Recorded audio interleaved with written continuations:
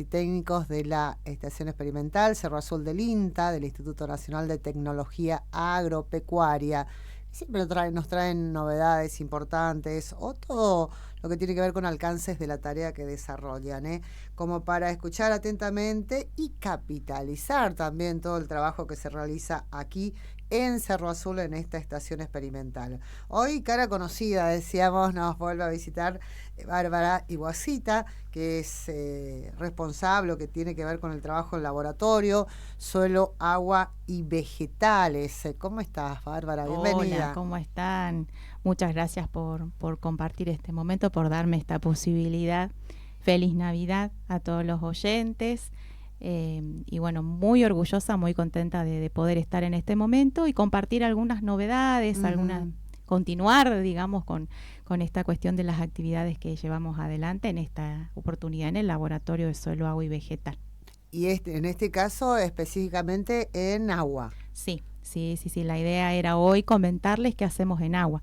En suelo un poco ya estuvimos comentando la última vez que vine y bueno, siempre hacemos, siempre tenemos nuestras actividades. El laboratorio suele tener varias cosas para hacer. Yo te contaba recién, en este momento estamos con un tesista, un muchacho de la USAL que está por recibirse de ingeniero agrónomo y bueno, está haciendo sus prácticas en el laboratorio, tiene que hacer algunos análisis.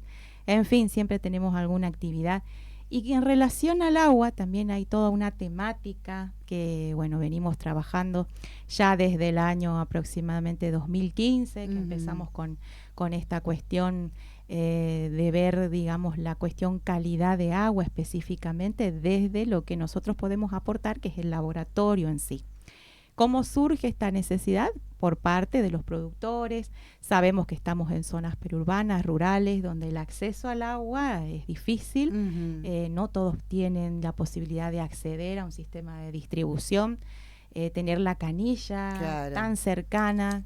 Entonces surgen proyectos en los cuales tenemos que lograr ese acceso al agua, pozos perforados, pozos someros, colección, cosecha de agua de lluvia, ¿sí? Vertientes, hay muchos productores de Misiones que se abastecen de las vertientes. En fin, la idea era como laboratorio dar respuesta en cómo es la calidad de agua de estos productores, ¿no? De estos proyectos a los cuales acceden estos mismos productores.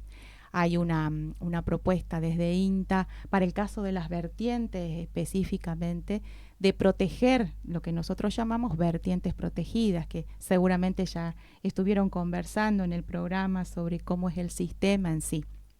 Y bueno, porque idea... tenemos zona de muchas vertientes. Sí, y esto sí. Puede ser, si no se las protege, que se pierda, digamos, o algo así. Claro, la idea de proteger tiene más que ver, por un lado, con preservar para evitar la contaminación, digamos, evitar por un lado la contaminación de tipo orgánica, que haya desarrollo de algas, por ejemplo. Si la vertiente está abierta, da paso a que exista diferentes tipos de contaminación que pueden afectar la calidad. Y por otro lado también a preservar en cuanto a la cantidad, porque preservando y haciendo un sistema de manejo alrededor, ¿sí? Prácticas de manejo de suelo, se logra conservar también la cantidad de agua. Entonces eso es fundamental. Desde el INTA se propone esta estructura, digamos, construir un recinto en la vertiente, en el ojo de la vertiente, en la naciente, ¿sí? Este muro de contención lo que hace justamente es evitar esa contaminación de la que estábamos hablando. Se trata de cerrar con, digamos, algún sistema de alambrado para que no haya entrada de animales, por ejemplo, y buscar que todas las actividades que se hagan en la zona alta de la vertiente no contaminen la calidad, como por ejemplo, si existen letrinas, deberían estar un poco más distantes, ¿sí? El hecho de producir, por ejemplo, el efecto de aplicar algún tipo de fitosanitario también cercano a la fuente no sería la mejor de las prácticas, ¿sí? Buscar de alguna manera que los animales estén alejados, ¿sí? Todas lo que digamos que sea prácticas que favorezcan a preservar esa vertiente son las que nosotros fomentamos para que después esa agua que se distribuye, se lleva a las familias, en algunos casos a muchas familias y en otros casos son emprendimientos particulares, claro, pero que llegue con buena calidad, ¿sí? Que eso es lo que a través de los análisis justamente estamos siempre controlando, viendo que existe una mejora en la calidad gracias a esa protección, ¿no? Esa es la propuesta desde el laboratorio, sumar, digamos, un aspecto más que sería ver cómo es la calidad de agua, evaluar desde ese punto de vista. Y bueno, no solamente el hecho de hacer, digamos, un acompañamiento a lo largo de estos casos que serían vertientes protegidas, sino también si existen, por ejemplo, pozos perforados o cosecha de agua de lluvia, como les decía recién, también, digamos, encontrar la manera de que el productor sepa cómo está el estado de su agua, ¿sí? Tanto desde el punto de vista microbiológico como físico-químico. Son dos aspectos que hay que siempre tener en cuenta para poder evaluar esa agua. Y el agua, bueno, lógicamente va a tener diferentes usos, ¿no? Todos sabemos que el consumo humano es como el primordial, sí, el más importante, pero también hablamos del agua como desde el punto de vista de uso doméstico, para las actividades del hogar, si nos vamos al campo, para el riego, para el consumo animal también, ¿sí? Son muchos los usos que le damos y sabemos que es esencial. Claro. Es un componente vital que necesita todo ser humano, toda comunidad para poder desarrollarse, para poder tener actividades productivas. Entonces, bueno, es importante desde ese punto de vista también conocer la calidad de agua para esos usos, ¿no? Que suele ser diferente. El uso más estricto es el de consumo humano. Claro. Y la idea es que la persona que consume el agua no adquiera enfermedades, ¿no? Que pueden darse tanto por el consumo de un agua que tiene algún problema microbiológico como alguna cuestión, digamos, de base físico-química. Entonces, bueno, de ahí viene ese acompañamiento del laboratorio.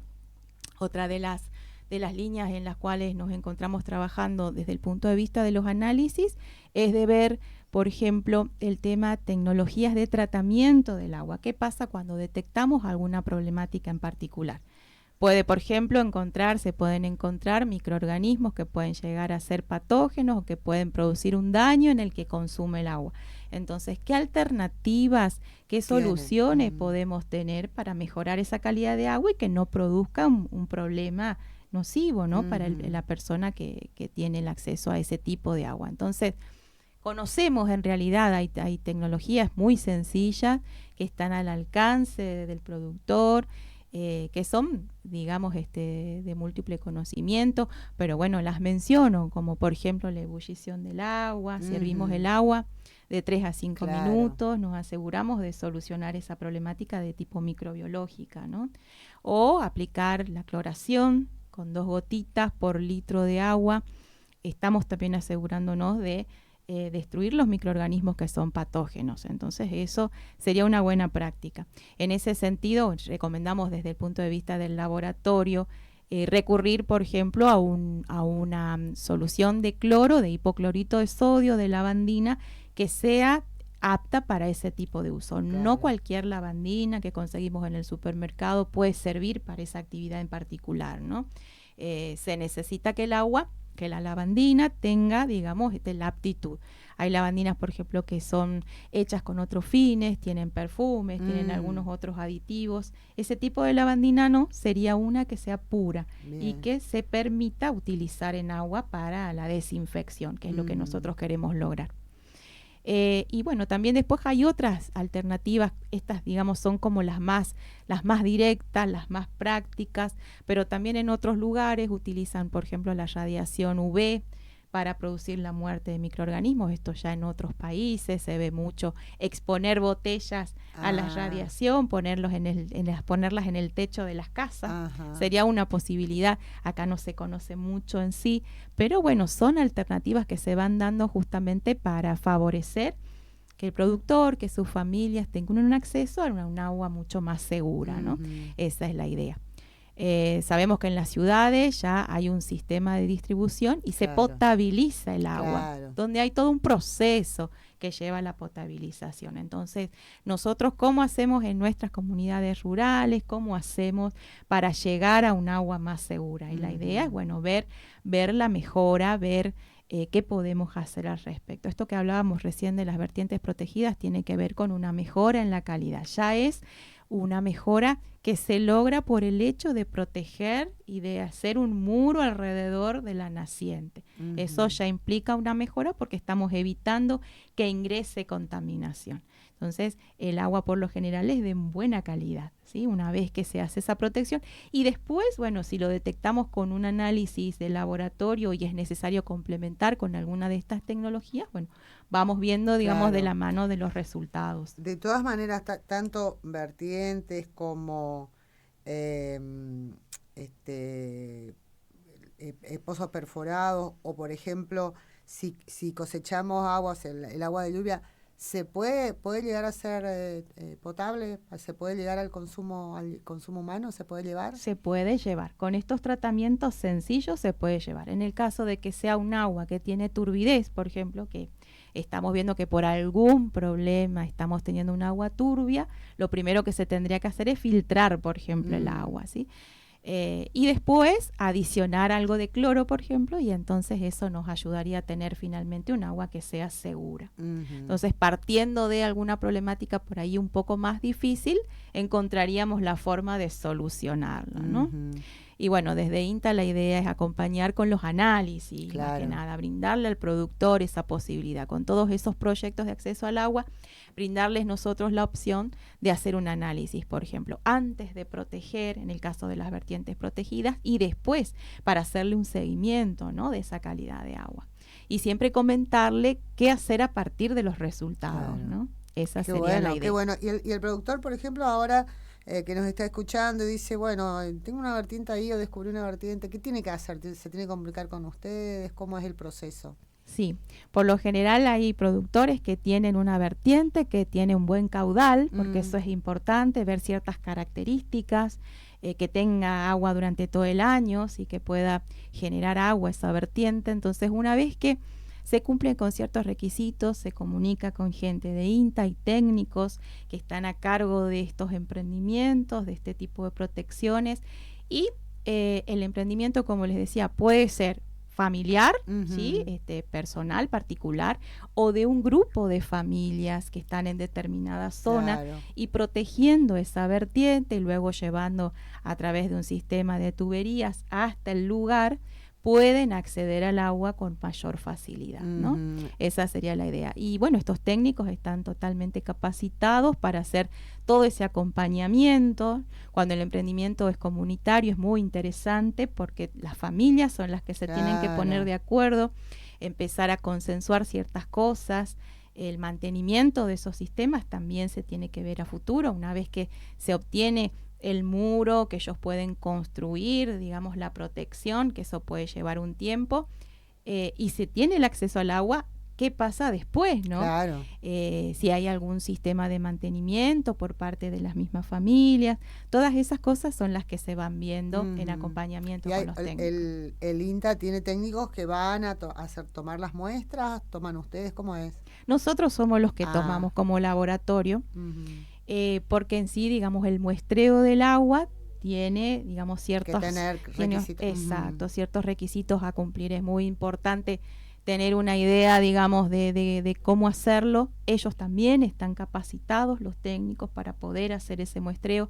En los casos en los que nosotros hacemos, que vamos al lugar, tenemos dos etapas que solemos cumplir. Una primera donde vamos con un equipo multiparamétrico, que se llama, es un equipo que permite medir in situ en el lugar ciertos parámetros que si los hacemos en el laboratorio, los analizamos allá, pueden tener cierta variación. Entonces vamos al lugar y podemos tomar, por ejemplo, las medidas de pH, oxígeno disuelto, conductividad, sólidos disueltos totales. Son los análisis que hacemos en el lugar con ese equipamiento. Tomamos las muestras y ahí viene la segunda etapa ya a nivel laboratorio, donde hacemos los análisis. Por un lado, microbiológico, que son los análisis que requiere el Código Alimentario Argentino para consumo humano, y por otro lado algunos análisis físico-químicos que son los que nosotros podemos llegar a hacer, ¿no? La batería de análisis físico-química es muy amplia, hay muchos analitos que se pueden llegar a determinar, nosotros llegamos hasta cierta etapa, pero siempre está el acompañamiento de poder llevar a otro laboratorio que pueda seguir con otros análisis en particular donde se esté requiriendo, ¿no? De acuerdo a la necesidad, de acuerdo a la circunstancia en particular. Bueno, súper interesante, súper didáctico, además muy comprensible, fácilmente comprensible.